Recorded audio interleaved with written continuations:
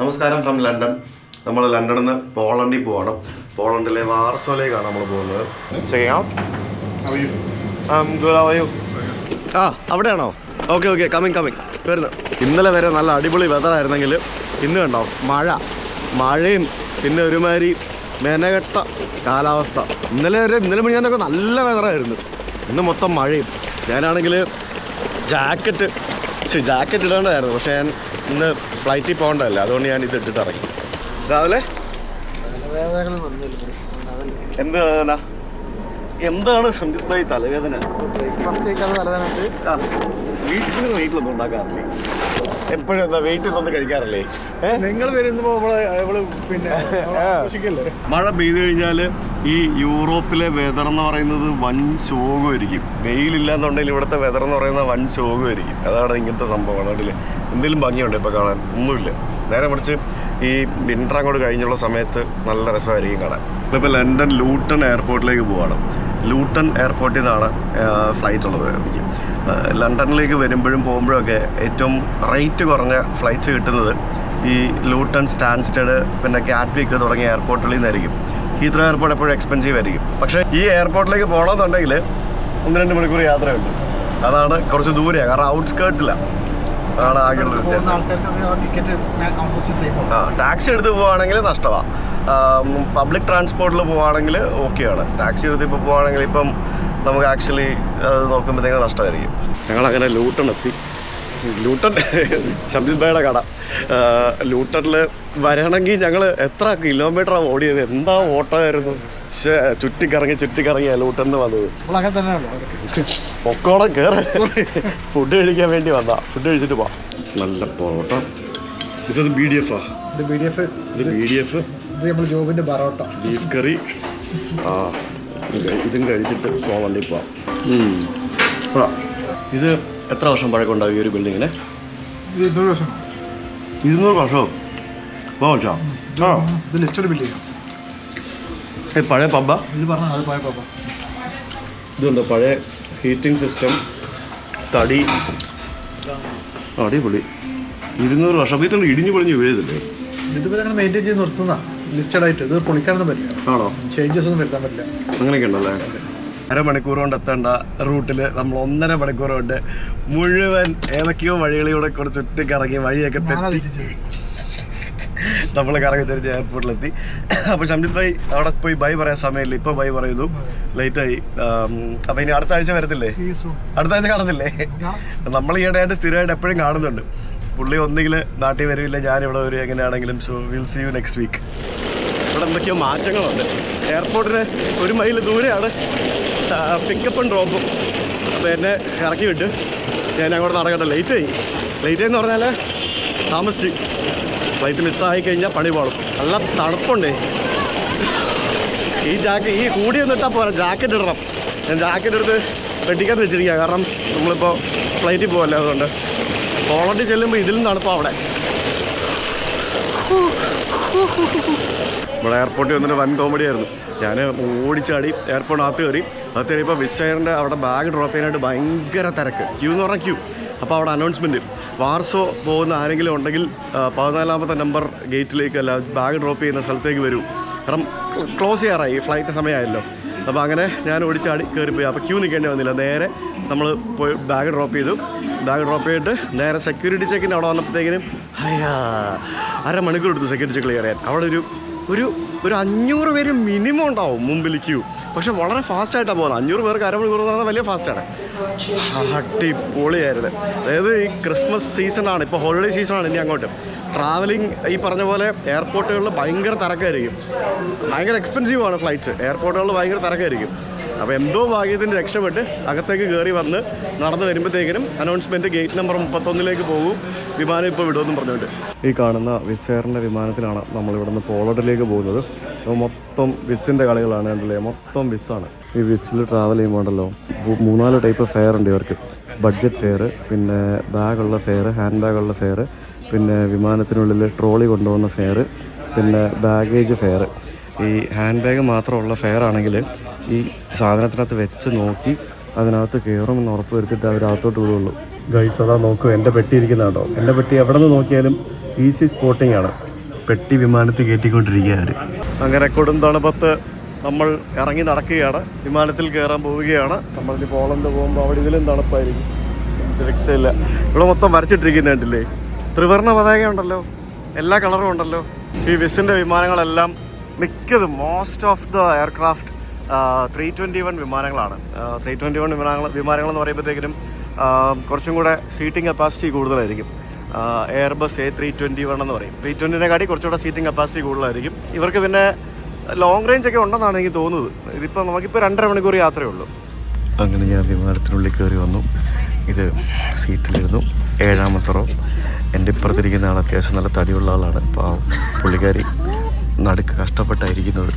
അതുകൊണ്ട് തന്നെ ഞാനും എൻ്റെ അപ്പുറത്തിരിക്കുന്ന ആളും കഷ്ടപ്പെട്ടായിരിക്കുന്നത്. എന്ത് ചെയ്യാനോ, ഒന്നും ചെയ്യാൻ പറ്റില്ലല്ലോ, തടി ആരുടെ കുറ്റമല്ലല്ലോ.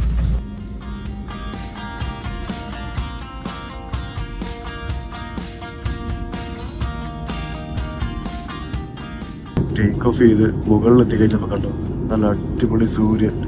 എന്താ അല്ലേ, എത്ര സ്പീഡിലാണ് വിമാനം പോകുന്നത് നോക്ക്. ആ ഒരു മേഘങ്ങൾ ഇങ്ങനെ അവിടെ സ്റ്റഡി ആയിട്ട് നിൽക്കുന്ന കാണുമ്പോഴത്തേക്കിനും അതിൻ്റെ മേളിലൂടെ ഭയങ്കര സ്പീഡിൽ ഇങ്ങനെ വിമാനം ഇങ്ങനെ ഉയരത്തിലേക്ക് ഇങ്ങനെ പോകുമ്പോൾ ഒരു പ്രത്യേക ഫീലല്ലേ. നമ്മളിപ്പോൾ ടേക്ക് ഓഫ് ചെയ്തിട്ട് 5 മിനിറ്റ് ആയതേ ഉള്ളൂ, പെട്ടെന്ന് കാലാവസ്ഥ മാറിയുണ്ടോ. ടേക്ക് ഓഫ് ചെയ്യുന്നേരം ഭയങ്കര മഴയായിരുന്നു അവിടെ. എന്താ അല്ലേ, ഫുൾ ക്ലൗഡ്സ് ആയി. ക്ലൗഡ്സിൻ്റെ മുകളിൽ വന്നപ്പോൾ നോക്കി മൊത്തം വെയിലും.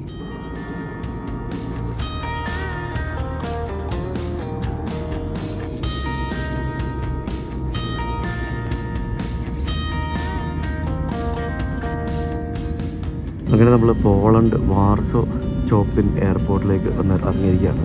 ഇവിടെ ഒരു നിയോസ് എന്ന് പറഞ്ഞ ഒരു ഫ്ലൈറ്റ് കണ്ടോ, ഒരു എയർക്രാഫ്റ്റ്. ഏത് കമ്പനിയാണെന്ന് എനിക്കറിയില്ല. നിയോസ് ഒരു ഡ്രീം ലൈനർ വിമാനമാണ്. ഞാൻ ആദ്യമായിട്ട് കാണുന്നത് നിയോസ് എന്നും പറഞ്ഞിട്ട്. കൊള്ളാല്ലേ. ഇറങ്ങാനായിട്ടിരിക്കുകയാണ് ഗൈസ്. എല്ലാവരും ജാക്കറ്റൊക്കെ ഇട്ട് റെഡിയായി ഇരിക്കുകയാണ്. ഞാനും ജാക്കറ്റില്ല, ഇടാൻ ജാക്കറ്റ് ബാഗില്ല, കൂടിയിട്ട് ഇറങ്ങാൻ തൽക്കാലം. നല്ല തണുപ്പാട്ടോ പുറത്ത്. smartwings.com എന്ന് പറഞ്ഞൊരു വിമാനം കിടക്കുന്നു. ബസ്സുകൾ കിടക്കുന്നുണ്ടോ, 3 ബസ്സിലായിട്ടാണ് ഈ വണ്ടിയിലെ ആൾക്കാരെ, ഈ ഫ്ലൈറ്റിലെ ആൾക്കാരെല്ലാം കൊണ്ടുപോകാൻ പോകുന്നത്. അടിപൊളിയായിരുന്നു. 2.5 മണിക്കൂറേ ഉണ്ടായിരുന്നുള്ളൂ. ഇടുങ്ങിയ സീറ്റിൽ ഇടുങ്ങിക്കൂതി ഇരിക്കണം, വേറെ വഴിയൊന്നുമില്ല. എന്തായാലും സംഭവം വളരെ ബഡ്ജറ്റൊക്കെ ആണെന്ന് പറഞ്ഞാലും അത്യാവശ്യം റേറ്റൊക്കെ ആവും കേട്ടോ. Welcome to Poland, welcome to Europe. Europe പുതിയ റൂള് ഇൻട്രൊഡ്യൂസ് ചെയ്തതിന് ശേഷം ആദ്യമായിട്ടാണ് ഞാൻ യൂറോപ്പിൽ വരുന്നത്. അതായത് ഇപ്പോൾ നമുക്ക് ബോർഡർ കൺട്രോളിൽ നമ്മുടെ ബയോമെട്രിക്സ് അവരെടുക്കും. അതായത് ഫോട്ടോ എടുക്കും, പിന്നെ തമ്പ് ഇംപ്രഷനും എടുക്കും. ഈ സാധനം എടുക്കും. അത് ഓരോ തവണ നമ്മൾ യൂറോപ്പിൽ എൻ്റർ ചെയ്യുമ്പോഴും അത് എടുക്കണം. എക്സിറ്റ് ചെയ്യുമ്പോഴും ഇമിഗ്രേഷൻ ഉണ്ടെന്ന് തോന്നുന്നു, എനിക്കറിയത്തില്ല എങ്ങനെയാണെന്നുള്ളത്. അപ്പോൾ അതെന്തിനാന്ന് പറഞ്ഞാൽ ഈ 180 ദിവസത്തിന് ആകെ 90 ദിവസം മാത്രമേ നമുക്ക് ടൂറിസ്റ്റ് വിസയിൽ ഇവിടെ നിൽക്കാൻ പറ്റുള്ളൂ. അതിനു വേണ്ടി അത് ഓവർ സ്റ്റേ ആവുന്നുണ്ടോ എന്നറിയാൻ വേണ്ടിയാണ്. അപ്പോൾ ഇത് ഹോൾ ഷെങ്കൻ ഏരിയയിൽ ആപ്ലിക്കബിൾ ആണ്, മനസ്സിലായില്ല. അപ്പോൾ ഇത് പണ്ട് ഇതിനൊരു കണക്ഷനും ഇല്ലായിരുന്നു, എല്ലാം മാനുവലി സ്റ്റാമ്പ് അടിച്ച് എഴുതി കൂട്ടി അങ്ങനെ പരിപാടിയൊക്കെ ആയിരുന്നു. ഇപ്പോൾ ഹോൾ ഷെങ്കൻ ഏരിയയിൽ ഇത് കണക്റ്റഡ് ആക്കി. അതുകൊണ്ട് യൂറോപ്പിൽ വരുന്നവർക്കുള്ള തരിയുടെ പരിപാടി നടക്കത്തില്ല. അപ്പോൾ 90 ദിവസത്തിൽ കൂടുതൽ നിൽക്കാനും പറ്റില്ല. 6 മന്ത്സിൽ 90 ഡേയ്സ് മാത്രമേ നമുക്കിവിടെ നിൽക്കാൻ പറ്റുള്ളൂ ഷെങ്കൻ ഏരിയയിൽ. അതാണ് നമ്മുടെ വിസ, ടൂറിസ്റ്റ് വിസയിൽ വരുന്നവരുടെ വിസ റൂൾ അതാണ്. അപ്പോൾ അതിന് ഒരു പരിപാടി നടക്കില്ല. അതിനുവേണ്ടിയാണ് അവരങ്ങനെ പുതിയൊരു മാർഗ്ഗനിർദ്ദേശം കൊണ്ടുവന്ന് ബോർഡർ കൺട്രോളിൽ നമുക്ക് ബയോമെട്രിക്സ് എടുക്കുന്നൊരു പരിപാടി ആക്കിയത്. നല്ല പരിപാടിയാണ്. അവർ സെൻട്രലൈസ്ഡ് ആക്കിയത് മൊത്തത്തിൽ. ഞാൻ പെട്ടി കളക്ട് ചെയ്ത് പെട്ടി പെട്ടെന്ന് കിട്ടി, പുറത്തിറങ്ങി വന്നേ. കുത്തണ തണുപ്പെന്ന് പറഞ്ഞാൽ ഒരു രക്ഷയില്ലാത്ത തണുപ്പാണ്. ഇതൊന്നും പോരാ, ജാക്കറ്റ് എടുത്തിട്ടാലേ പറ്റുള്ളൂ, അതുപോലെ തണുപ്പാണ്. എന്നെ ഇവിടെ പിക്ക് ചെയ്യാൻ വേണ്ടി നമ്മുടെ ഒരു പഴയ ഫ്രണ്ട് ഫാഹിം എന്ന് പറഞ്ഞിട്ടൊരു ഫ്രണ്ട്, നമ്മളന്ന് KLTക്ക് ട്രിപ്പ് ചെയ്ത സമയത്തൊക്കെ പുള്ളിനെ കണ്ടായിരുന്നു. ഇവിടെ വെച്ച് ഞങ്ങൾ ഒരുമിച്ച് 2 ദിവസമൊക്കെ ഉണ്ടായിരുന്നു. അപ്പോൾ ഫാഹിം ഇവിടെ എവിടെയോ വരും എന്ന് പറഞ്ഞിട്ടുണ്ട്. സോ നമ്മുടെ വരുന്നുണ്ട്. ഇത് തണുപ്പോടെ, ഇത് ഒരുമാതിരി വൃത്തികെട്ട തണുപ്പ്, കുത്തണ തണുപ്പ് പറഞ്ഞാൽ കുത്തണ തണുപ്പ്. അടുത്ത് ബസ് സ്റ്റോപ്പല്ലേ, ഇവിടെ പിക്ക് ചെയ്യാൻ പറ്റുമോ? കുഴപ്പമില്ല.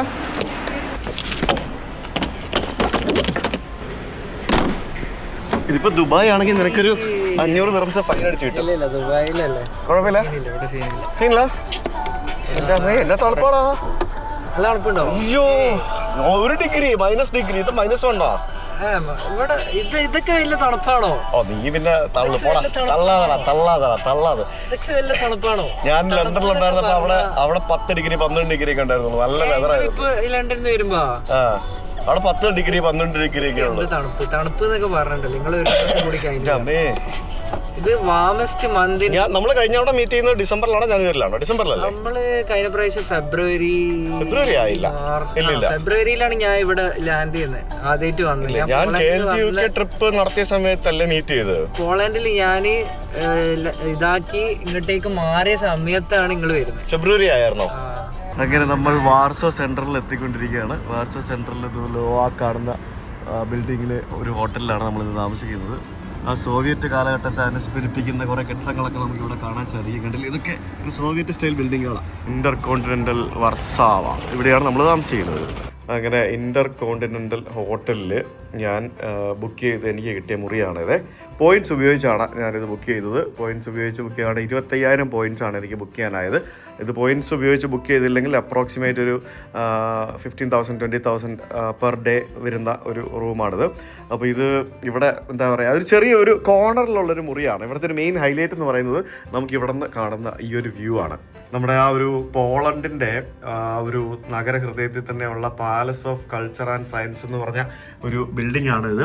സോവിയറ്റ് കാലഘട്ടത്തിൽ നിർമ്മിച്ച ഈ ഒരു കെട്ടിടത്തിൻ്റെ കഥ ഞാൻ KLTUK യാത്രയിൽ ഞാൻ വന്ന സമയത്ത് ഈ ഒരു കെട്ടിടത്തിൻ്റെ താഴെയൊക്കെ പോയി നിന്ന് എടുത്ത് ഞാൻ പറഞ്ഞിരുന്നു. അപ്പോൾ അതിൻ്റെ മുമ്പിൽ അവിടെ താഴെ നമുക്കൊരു ഫെറസ് വീല് കറങ്ങുന്നുണ്ട്. ക്രിസ്മസ് റിലേറ്റഡ് ആയിട്ടുള്ള കുറച്ച് സംഭവങ്ങളൊക്കെയാണ്.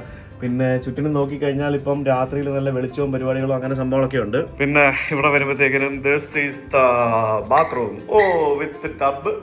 അടിപൊളി, നല്ലൊരു അടിപൊളി ടബ്. ഇത് ആക്ച്വലി കുറച്ച് പഴയ ഹോട്ടലാണ്, പക്ഷേ എന്നാലും വളരെ നീറ്റ് ആൻഡ് ക്ലീൻ ആയിട്ട് വെച്ചിരിക്കുന്ന ഒരു സെറ്റപ്പ്. ഇവിടെ ഒരു ഷവർ ക്യൂബിക്കിളുണ്ട്. പിന്നെ നല്ല വലിയ വിശാലമായിട്ടുള്ള ഒരു ബാത്റൂം, ഒരു കിടിലൻ ടബ്. ഇവിടെ ഒരു അലമാരയ്ക്കകത്ത് അയൺ ബോക്സും പിന്നെ സേഫ് ലോക്കറും ഹെയർ ഡ്രയറും പിന്നെ ബാത്റൂമും അങ്ങനെയുള്ള പല സംഭവങ്ങളും വെച്ചിട്ടുണ്ട്. ഇവിടെ വേറൊരു അലമാരയും കൂടെ ഉണ്ട്. ഈ അലമാരയ്ക്കകത്ത് എന്താണെന്ന് ചോദിച്ചു കഴിഞ്ഞാൽ കോഫി മേക്കർ, പിന്നെ വെള്ളം ചൂടാക്കുന്നതിന് വേണ്ടിയുള്ള സാധനം, പിന്നെ വൈൻ ഗ്ലാസും പിന്നെ സാധാ വെള്ളം കുടിക്കുന്ന ഗ്ലാസും. അടിപൊളിയല്ലേ? പൂൾ റിസർവേഷൻ, അതായത് സ്വിമ്മിംഗ് പൂൾ ഉപയോഗിക്കണമെങ്കിൽ റിസർവ് ചെയ്യണമെന്ന് എന്നും പറഞ്ഞ് എഴുതിയിട്ടുണ്ട്. പിന്നെ mini bar, simply grab and enjoy. കാശ് വേണ്ടേ? ഫ്രീ ആണോ? അവർ ഫുഡ് ആൻഡ് അങ്ങനെയല്ല. അപ്പോൾ അത്രയും സംഭവങ്ങളൊക്കെ ഇവിടെ ഉണ്ട്. കൊള്ളാം, നല്ല റൂമാണ്. പിന്നെ സാധാരണ യൂറോപ്യൻ്റെ ഹോട്ടലുകളിലൊന്നും കാണാത്ത 2 കുപ്പി വെള്ളം വരെ വെച്ചിട്ടുണ്ട്. 2 കുപ്പി വെള്ളമാണ്, അത് ഫ്രീ ആണ്. Hi, good day. Next day അടുത്ത ദിവസം. ഇന്നെനിക്ക് ഇവിടെ 1-2 മീറ്റിങ്സ് ഉണ്ട്. പിന്നെ വൈകിട്ട് ഇവിടെ ഒരു പോഡ്കാസ്റ്റ് ഷൂട്ട് ചെയ്യാൻ വേണ്ടി പോകുന്നുണ്ട്. ഇവിടെ എർച്ചി പോഡ്കാസ്റ്റ് എന്ന് പറഞ്ഞ് കുറച്ച് പോഡ്കാസ്റ്റ് ചെയ്യുന്ന ഒരു ടീമുണ്ട്. അപ്പോൾ അവർ വിളിച്ചിട്ടുണ്ട്. അപ്പോൾ അങ്ങനെ കുറച്ച് പരിപാടികളും മീറ്റിങ്സും അങ്ങനെയുള്ള 1-2 സംഭവങ്ങളുണ്ട് ഇവിടെ. അതിനുവേണ്ടിയാണ് ഇപ്പോൾ പോകുന്നത്. വാർസോ നഗരം കണ്ടോ? വാർസോ നഗരത്തിൻ്റെ ഒരു ആകാശ ദൃശ്യം എടുക്കാനായിട്ട് ഞാൻ ഡ്രോൺ കൊണ്ടുവന്നിട്ടില്ല. വാർസോ നഗരത്തിൻ്റെ എൻ്റെ റൂമിൽ നിന്നുള്ള ദൃശ്യമാണ് ഞാനിപ്പോൾ നിങ്ങളുടെ മുമ്പിലേക്ക് എത്തിക്കുന്നത്. ഇത് പൊളിച്ച് നല്ല കിടിലൻ വ്യൂ. എനിക്ക് ആക്ച്വലി പുറത്ത് പോയിട്ട് 1-2 ആവശ്യങ്ങളൊക്കെ ഉണ്ടായിരുന്നു. ഞാൻ എൻ്റെ പരിപാടികളെല്ലാം കഴിഞ്ഞിട്ട് ഞാൻ തിരിച്ചു വന്നപ്പോഴത്തേക്കിനും നേരെ ഇരുട്ടി. കാരണം ഇവിടെ നമുക്ക് നേരം വെളുത്ത് കുറച്ച് കഴിയുമ്പോഴത്തേക്കിനും നേരെ ഇരുട്ടും. അതങ്ങനെയാണല്ലോ, വേറെ സംഭവമൊന്നുമില്ലല്ലോ. അപ്പോൾ എൻ്റെ ഹോട്ടൽ ബിൽഡിങ്ങിൻ്റെ 34ാമത്തെ നിലയിലാണ് ഞാനിപ്പോൾ നിൽക്കുന്നത്. എനിക്ക് ഇവിടെ നിന്ന് നോക്കിക്കഴിഞ്ഞാൽ എനിക്ക് വാർസോൻ്റെ ഒരു ഭാഗം കംപ്ലീറ്റ് നമുക്ക് കാണാൻ സാധിക്കും. ഈ ഒരു വാർസോ നഗരം ഞാൻ ഇതിനു മുമ്പ് ഇതിന് ചരിത്രമൊക്കെ പണ്ട് പറഞ്ഞിട്ടുള്ളതാണ്. ശരിക്കും പണ്ട് ഈ സോവിയറ്റ് കാലഘട്ടത്തിൽ, സോവിയറ്റ് യുദ്ധം ആ സമയത്തൊക്കെ കംപ്ലീറ്റ് ആയിട്ട് തകർക്കപ്പെട്ട ഒരു രാജ്യം പൂർണ്ണമായിട്ട് പുനർനിർമ്മിച്ചതാണ് സത്യം പറഞ്ഞാൽ നമുക്കിവിടെ കാണാൻ സാധിക്കുന്നത്. അതുകൊണ്ട് തന്നെ പഴയ കെട്ടിടങ്ങളൊക്കെ വളരെ കുറവാണ്. ഇവിടുത്തെ ഓൾഡ് ടൗൺ പോലും നമുക്ക് പുതിയതായിട്ട് നിർമ്മിച്ച ഒരു ഓൾഡ് ടൗൺ ആണ് നമുക്കിവിടെ കാണാൻ സാധിക്കുന്നത്. നമ്മൾ ഓൾഡ് ടൗണിൽ പോയിട്ട് നമുക്ക് പോകാം. എന്തായാലും നല്ല ഒരു മനോഹരമായിട്ടുള്ള ഒരു വ്യത്യസ്തമായിട്ടുള്ള ഒരു വ്യൂ, ഒരു കിടിലൻ വ്യൂ എനിക്കിവിടെ ഈ ഒരു റൂമിൻ്റെ ബാൽക്കണി ഇല്ല ഇവിടെ റൂമിൻ്റെ ഈ ഒരു ഭാഗത്തിരുന്ന് നോക്കിക്കഴിഞ്ഞാൽ ഈ ജനാലകളിലൂടെ എനിക്ക് കാണാൻ കണ്ടോ.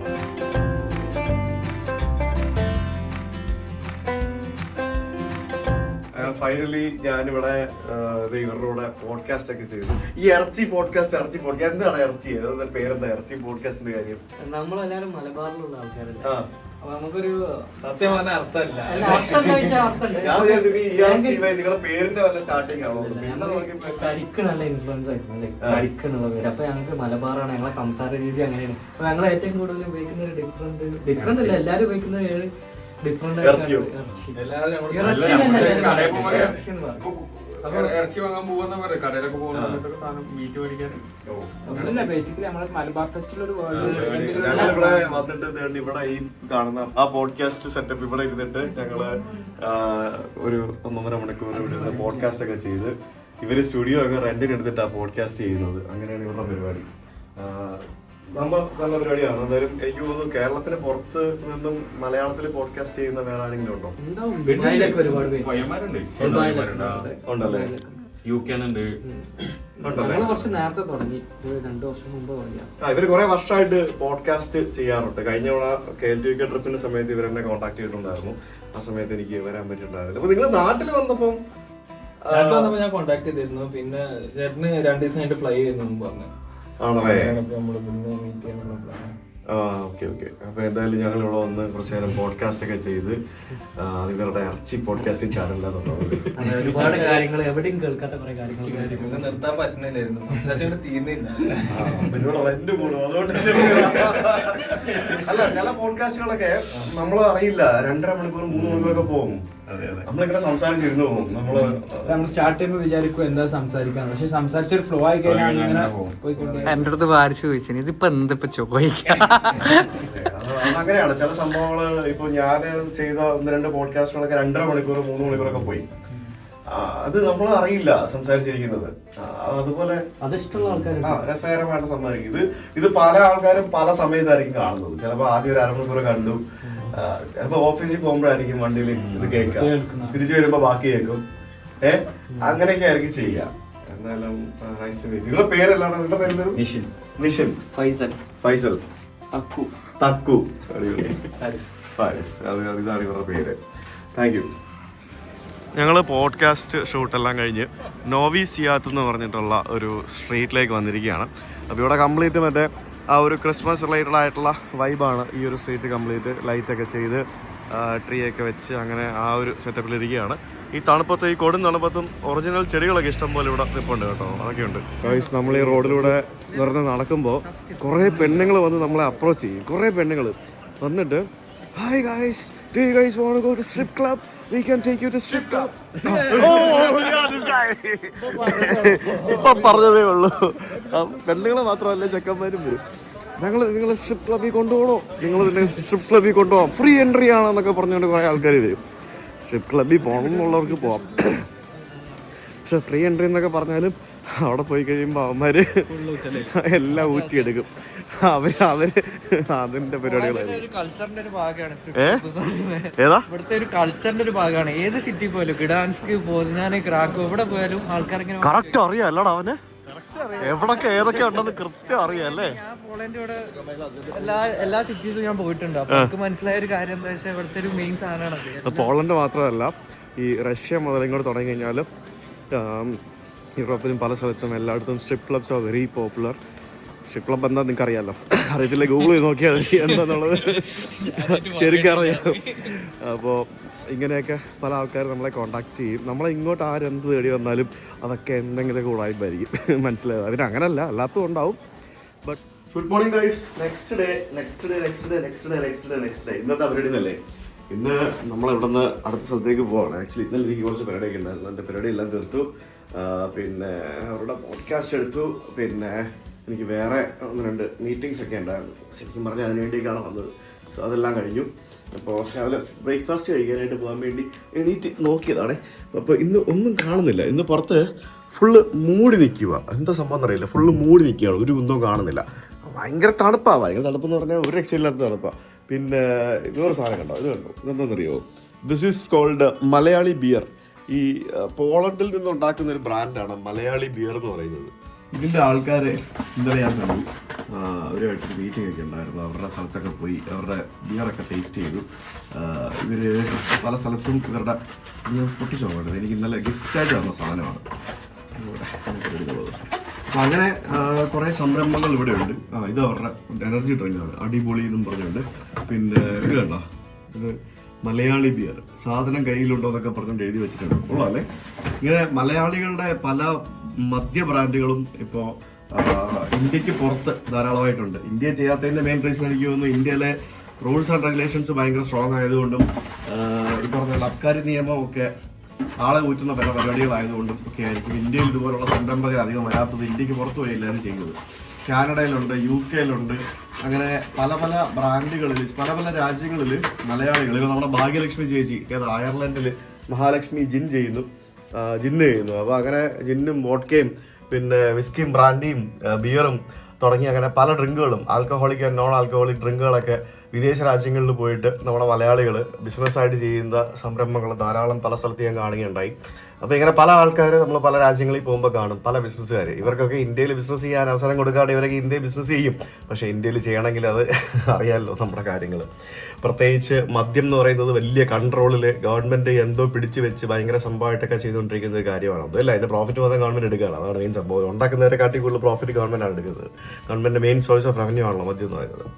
സോ അങ്ങനെ ഉണ്ടായിരുന്നു, അങ്ങനെ പരിപാടികളൊക്കെ ഉണ്ടായിരുന്നു. പുറത്ത് ഭയങ്കര തണുപ്പാണ്. ലൈക്ക് ഞാൻ KLTUK ട്രിപ്പ് കഴിഞ്ഞോടുകൂടി ഒരു യൂറോപ്പിൻ്റെ ആ ഒരു വിൻ്റർ ഇനി ഞാൻ പോവില്ല എന്ന് തന്നെ തീരുമാനിച്ച ഒരു സംഭവമാണ്. കാരണം അത്രയ്ക്ക് ഞാൻ ഫെഡപ്പായി. അല്ലെ പിന്നെ സ്നോ കാണാൻ, സ്നോ ആക്ടിവിറ്റീസ് ചെയ്യാനൊക്കെ ആയിട്ട് വരണം. കാരണം ഇതൊരു രക്ഷയില്ലാത്ത തണുപ്പാണ്, എനിക്ക് പറ്റുന്നില്ല. നമ്മൾ ചൂടത്ത് എൻജോയ് ചെയ്യുന്നതാണ് ഏറ്റവും സുഖം എന്ന് തോന്നി. പിന്നെ വിൻ്റർ എക്സ്പീരിയൻസ് ആണെങ്കിൽ വിൻ്ററുള്ള സ്ഥലത്ത് പോയാലേ പറ്റുള്ളൂ, വേറെ വഴിയില്ലല്ലോ. അപ്പോൾ നമുക്ക് ബ്രേക്ക്ഫാസ്റ്റ് കഴിക്കാൻ പോകും. അപ്പം ഇവിടെ ഒരു അടിപൊളി സ്വിമ്മിംഗ് പൂൾ ഉണ്ട് മേളിൽ, അതൊക്കെ കാണിച്ചു തരാം. സ്വിമ്മിംഗ് പൂൾ ഉപയോഗിക്കാൻ റിസർവേഷൻ വേണം. അതിൻ്റെ അവരോട് എനിക്ക് അറിയത്തില്ല, അത് ചെക്ക് ചെയ്തപ്പോഴേ പറഞ്ഞായിരുന്നു. അപ്പോൾ ഞാൻ പോയി ഇപ്പോൾ ബ്രേക്ക്ഫാസ്റ്റ് കഴിഞ്ഞിട്ട് കുറച്ച് കഴിഞ്ഞിട്ട് വന്ന് സ്വിമ്മിംഗ് പൂൾ ഉപയോഗിക്കാൻ വേണ്ടി റിസർവേഷൻ ചെയ്യാനായിട്ട് 10:30 മണി റിസർവേഷൻ കൊടുത്തു. അപ്പോൾ നമുക്കിത് ബ്രേക്ക്ഫാസ്റ്റ് കഴിക്കാൻ പോകാം. ഇന്റർകോണ്ടിനെന്റൽ എന്ന് പറയുന്നത് ഇന്റർകോണ്ടിനെന്റൽ ഗ്രൂപ്പ് IHE എന്ന് പറഞ്ഞൊരു ഗ്രൂപ്പിന്റെ കീഴിലാണ്. അവരുടെയാണ് ഇന്റർകോണ്ടിനെന്റൽ ഹോട്ടൽ. അപ്പോൾ ഇത് അവരുടെ പ്രീമിയം ഒരു 5 സ്റ്റാർ ഹോട്ടലാണ്. ഇതിന്റെ കീഴിലാണ്, ഈ ഗ്രൂപ്പിന്റെ കീഴിലാണ് Holiday Inn express, crown Plaza, പിന്നെ വോക്കോ, പിന്നെ ഇൻഡിഗോ എന്നൊക്കെ പറഞ്ഞുകൊണ്ടുള്ള ഹോട്ടൽസ് ഒക്കെ വരുന്നത്. അപ്പോൾ ഇതെല്ലാം ഇന്റർകോണ്ടിനെന്റൽ ഗ്രൂപ്പിന്റെ കീഴിലാണ്, IHE എന്ന് പറയും. അപ്പോൾ ഞാൻ ഇവരുടെ മെമ്പർഷിപ്പ് ഉള്ളതുകൊണ്ട് എനിക്ക് ഫ്രീ ആയിട്ട് റൂമൊക്കെ കിട്ടി, പോയിന്റ്സ് റെഡീം ചെയ്ത് പിന്നെ നമുക്ക് റൂം ഫ്രീ അപ്ഗ്രേഡ് കിട്ടും. അങ്ങനെ പല പല സംഭവങ്ങളും കിട്ടും. ഉള്ള പരിപാടി ഇതാണ്. ഇവരുടെ താഴത്തെ വെർഡൻറ്റ് എന്ന് പറയുന്ന ബാർ. ഈ ബാറിൽ നിന്നും ഏകദേശം 100 സ്ലോട്ടി ഉപയോഗിക്കാൻ പാകത്തിനുള്ള ഒരു കൂപ്പണൊക്കെ എനിക്ക് തന്നിട്ടുണ്ട്. വേണമെന്നുണ്ടെങ്കിൽ 100 സ്ലോട്ടിക്ക് ഇവിടെ നിന്ന് എന്തെങ്കിലും വാങ്ങിച്ച് കുടിക്കുകയോ കഴിക്കുകയോ ഒക്കെ ചെയ്യാമെന്ന് പറഞ്ഞിട്ടുണ്ട്. 100 സ്ലോട്ടി എന്ന് പറഞ്ഞാൽ ഏകദേശം 2500 രൂപ കേട്ടോ. 2500 രൂപയ്ക്ക് ചിലപ്പോൾ ഒരു 1-2 ഡ്രിങ്കൊക്കെ കിട്ടുള്ളൂ, പക്ഷേ എന്നാലും അത് കിട്ടുമല്ലോ. ഇത് കയറി വരുമ്പോൾ തന്നെയുള്ള റിസപ്ഷൻ ഏരിയ ആണ്. ആ റിസപ്ഷൻ ഏരിയയിലാണ് ഈ ഒരു ബാർ കാണുന്നത്. കണ്ടോ, ഇവിടെ ആൾക്കാർക്ക് ഇരിക്കാനുള്ള സെറ്റപ്പ് അല്ലല്ലേ. ഇതിൻ്റെ തൊട്ടിപ്പുറത്തായിട്ടാണ് reception. 3408 1 person. Can I sit here? How about you? Is it okay? Can I sit here? There's reserved. Okay. ഇരിക്കാനുള്ള സ്ഥലം കണ്ടുപിടിക്കാൻ വേണ്ടി പോവാം. I will ask about the one table because maybe there is someone sitting. Just let me know. Just Thank you. ഈ സാധനം കണ്ടോ, ഇത് പോർക്കിൻ്റെ കാലാണ്, സ്മോക്ഡ് പോർക്ക് ലെഗ് അത് വെച്ചിരിക്കുന്നത്. ഇത് പക്ഷേ നല്ല വിലയുള്ള സാധനം കേട്ടോ. വെച്ചിരിക്കുന്നത് കണ്ടില്ലേ, എൻ്റെ പോലെ ഞാൻ ആദ്യമായിട്ടാണ് ഇതൊരു ബൊഫയിലിരിക്കുന്ന കാണുന്നത്. പിന്നെ ഇവിടെ കുറേ കോൾഡ് മീറ്റ് വെച്ചിട്ടുണ്ട്. പിന്നെ ഇവിടെ ആൾക്കാർ ഓംലെറ്റ് വാങ്ങിക്കാൻ വേണ്ടി ക്യൂ നിൽക്കുകയാണ് അവിടെ. പിന്നെ ഇവിടെ ഇങ്ങനത്തെ കുറേ സാധനങ്ങളൊക്കെ ഉണ്ട്, സലാഡ്സും ബാക്കിയുള്ള പരിപാടികളും ഇതൊക്കെയാണ് ഉള്ളത്. അങ്ങനെ ഫൈനലി പുറത്ത് ശരിക്കും കോടയായിരുന്നു കേട്ടോ. അത് കണ്ടില്ല, എനിക്ക് ആ മുകൾ ഭാഗത്ത് കോട കണ്ടോ. അപ്പോൾ ആ കോട ഇങ്ങനെ നിൽക്കുന്നതുകൊണ്ടാണ് എനിക്ക് റൂമിൽ നിന്നൊന്നും കാണാൻ പറ്റാതിരുന്നത്. താഴെ വന്നപ്പോഴത്തേക്കിനും റോഡൊക്കെ വിസിബിളാണ്. അപ്പോൾ ബ്രേക്ക്ഫാസ്റ്റ് കഴിക്കാൻ വേണ്ടി എടുത്തു. Rich people breakfast. ഒരു കുന്തമില്ല കൈ, സാധാരണ എല്ലായിടത്തും ഉള്ള പോലെ മറ്റേ ഹാഷ് ബ്രൗണ്, പിന്നെ സാൽമൺ ഉണ്ട്, സാൽമൺ, പിന്നെ തക്കാളി, പിന്നെ മഷ്റൂം, അതൊക്കെ തന്നെ ഉള്ളു. പിന്നെ മുട്ട. ഓംലെറ്റ് വാങ്ങിക്കാനാണ് അവിടെ മുടിഞ്ഞ ക്യൂ. അപ്പോൾ പിന്നെ ഞാൻ ക്യൂ നിന്നില്ല. പിന്നെ ഇത് തൈര്, പിന്നെ അതൊരു പാൻ കേക്ക്, പിന്നെ ഓറഞ്ച് ജ്യൂസ്, ചായ എല്ലാം എടുത്തുകൊണ്ട് വന്ന് ഞാനിവിടെ ഇരിപ്പുണ്ട്. പിന്നെ കഴിക്കാം. ഓരോ നാട്ടിൽ പോകുമ്പോൾ ഓരോ ടൈപ്പ് ബ്രേക്ക്ഫാസ്റ്റ് അല്ലേ, ഇവിടെയൊക്കെ ഇങ്ങനെയൊക്കെ ഉള്ളു. അല്ലാതെ ഇവിടെ ഇഡ്ഡലിയും ദോശയും കിട്ടില്ലല്ലോ. ഇതിൻ്റെ 43ാമത്തെ ഫ്ലോറിൽ ഏറ്റവും മുകളിൽ 43 നിലയുണ്ട് ഈ ബിൽഡിങ്ങിന്. ഹെൽത്ത് ക്ലബ് എന്ന് പറഞ്ഞ് കാണാം. അവിടെ പോയി നോക്കി എന്താ പരിപാടി എന്നുള്ളത്. Make a reservation for the swimming pool by scanning QR code. അത് കഴിഞ്ഞിട്ട് എൻ്റെ visit by placing a room card. ഇതെന്താ ഇങ്ങനെയൊക്കെ എന്ന് എനിക്കറിയത്തില്ല. എനിക്ക് തോന്നുന്നു ഇത്രയും ആൾക്കാർ ക്രൗഡിലാക്കാതിരിക്കാൻ വേണ്ടി ലിമിറ്റ് ചെയ്തിരിക്കുകയാണ് പൂള്. മനസ്സിലായോ? അതാണ് സംഭവം. അടിപൊളിയാണല്ലോ. During the aqua fitness classes 10 മണി മുതൽ 11 മണി വരെ. ഇത് കണ്ടോ, ഇതാണ് ഇവിടുത്തെ സ്വിമ്മിംഗ് പൂള്. നോക്കി, ഇവിടെ ഇങ്ങനെ കുറേ കസേരകൾ ഇതേപോലെ ഇട്ടിട്ടുണ്ട്. അപ്പോൾ ഇവിടെ അക്വാ ഫിറ്റ്നസ് എന്ന് പറഞ്ഞാൽ ഇതൊരു പരിപാടി കണക്കാണ്. ഇതൊരു ഇൻഡോർ ഹീറ്റഡ് സ്വിമ്മിംഗ് പൂളാണ്. ഈ ബിൽഡിങ്ങിൻ്റെ ഏറ്റവും മുകളിൽ 43ാമത്തെ നിലയിലാണ് സ്വിമ്മിംഗ് പൂള്. ശരിക്കും ഇവിടെ നിന്ന് പുറത്ത് നോക്കിയാൽ കാഴ്ചകൾ കാണേണ്ടതാണ്. ഇന്ന് ഫുള്ള് കോടയായത് കാരണം ഫുള്ള് വിസിബിലിറ്റി ഇല്ലാതിരിക്കുന്നതുകൊണ്ടാണ് നമുക്കൊന്നും കാണാൻ പറ്റാത്തത്. അപ്പോൾ ഇവിടെ എന്താണെന്ന് ചോദിക്കുമ്പോഴും പിന്നെ അങ്ങേറ്റത്തൊരു ജക്കൂസി പോലത്തെ ഒരു സെറ്റപ്പൊക്കെ ഉണ്ട്. കുറച്ച് നേരം ഒന്ന് വെള്ളത്തിൽ കിടക്കാമല്ലോ. ഇത് ഇവിടുത്തെ ലോക്കർ റൂമാണേ. നമുക്ക് മെൻസ് ലോക്കർ റൂം, പിന്നെ അതേപോലെ തന്നെ വുമൻസ് ലോക്കർ റൂം എന്നൊക്കെ പറഞ്ഞ് സെപ്പറേറ്റ് ലോക്കർ റൂമുണ്ട്. നമുക്ക് ഇവിടെ നിന്ന് കാർഡൊക്കെ ടാപ്പ് ചെയ്തെടുക്കാൻ പറ്റും.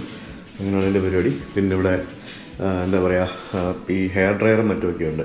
നമുക്ക് ഡ്രസ്സൊക്കെ അതിനകത്ത് വെച്ചിട്ട് നമുക്ക് പോയി കുളിയെല്ലാം കഴിഞ്ഞ് തിരിച്ച് വന്നിട്ട് ഡ്രസ്സ് മാറി കുട്ടപ്പനായിട്ട് സുന്ദരനായിട്ട് പോകാം. നനഞ്ഞ നിക്കറിട്ടിട്ട് തിരിച്ച് റൂമിലേക്ക് പോക്ക് നടക്കില്ല, അത് പോസിബിൾ അല്ല, അങ്ങനെയല്ല ചെയ്യേണ്ടത്. അപ്പോൾ അങ്ങനെയുള്ള പല കാര്യങ്ങളും ശ്രദ്ധിക്കണം. So we have A locker room here. ഇതാണ് എൻ്റെ ലോക്കർ കീ. ഇത് അവിടെ റിസപ്ഷനിൽ തരും. ഇതിങ്ങനെ നമുക്ക് ഓപ്പൺ ചെയ്യാം. ഓപ്പൺ ചെയ്തേ ഇവിടെ ഓപ്പൺ ചെയ്യുന്നത് 52 എന്നല്ലേ എഴുതിയിരിക്കുന്നത്. 52 ആണല്ലോ. ഇത് ഓപ്പൺ ആവാത്തെ. ഇതിങ്ങനെ കാണിച്ചാൽ മതി. യെസ് അങ്ങനെ കാണിച്ച് ഓപ്പൺ ചെയ്യാം. നമ്മുടെ സാധനങ്ങളൊക്കെ ഇതിനകത്ത് വെക്കാം. ഞാൻ പോയി പൂളിൽ കുളിച്ചിട്ട് വരട്ടെ. ഞാനങ്ങനെ കുളിയെല്ലാം കഴിഞ്ഞ് തിരിച്ച് വന്ന് അവിടെ ജക്കൂസി ഉണ്ടായിരുന്നു, പിന്നെ ഹീറ്റഡ് പൂൾ ഉണ്ടായിരുന്നു. ഹീറ്റഡ് പൂൾ എന്ന് പറഞ്ഞാൽ 28 ഡിഗ്രി സെൽഷ്യസ് ടെമ്പറേച്ചറിൽ വെള്ളം മെയിൻറ്റെയിൻ ചെയ്തിരിക്കുകയാണ്. അപ്പോൾ തണുത്ത വെള്ളം വരില്ല, അതാണ് അഡ്വാൻറ്റേജ്. പിന്നെ 2 ദിവസം 3 ദിവസം തണുപ്പത്ത് നിന്ന് സ്കിന്നൊക്കെ ഡ്രൈ ആയി. എത്ര മോയ്സ്ചറൈസ് ചെയ്തിട്ടും കാര്യമില്ല, സ്കിന്നൊക്കെ ഡ്രൈ ആയി. ഞാൻ മോയ്സ്ചറൈസറൊക്കെ തേക്കാറുണ്ട്, പക്ഷേ എന്നിട്ടും ഇവിടെയൊക്കെ തൊടുമ്പോഴത്തേക്കിനും എന്നിട്ട് പരുക്കനായതുപോലെയാണ്. വിൻ്റർ ശരിക്കും നമ്മൾ വിൻ്ററിൽ യാത്ര ചെയ്യുമ്പോഴത്തേക്കിനും തണുപ്പുള്ള രാജ്യങ്ങളിൽ യാത്ര ചെയ്യുമ്പോൾ ഭയങ്കരമായിട്ട് കെയർ കൊടുത്തില്ലെങ്കിൽ നമ്മുടെ ഹെൽത്തിനെ വല്ലാണ്ട് അഫക്റ്റ് ചെയ്യും. അപ്പോൾ ഞാനിനി ഒന്നുകൂടെ കുളിക്കട്ടെ. എനിക്കിപ്പോഴും പുറത്ത് കണ്ടില്ലേ, പുറത്ത് എനിക്ക് വിസിബിലിറ്റി കിട്ടുന്നില്ല. അതായത് താഴെ മേളിൽ കോടയാണ്. ഇത് ഇത്രയും ഉയരത്തിലുള്ള കെട്ടിടമല്ല, അപ്പം മേളിൽ കോടയാണ്, അതാണ് വിസിബിലിറ്റി തരാത്തത്.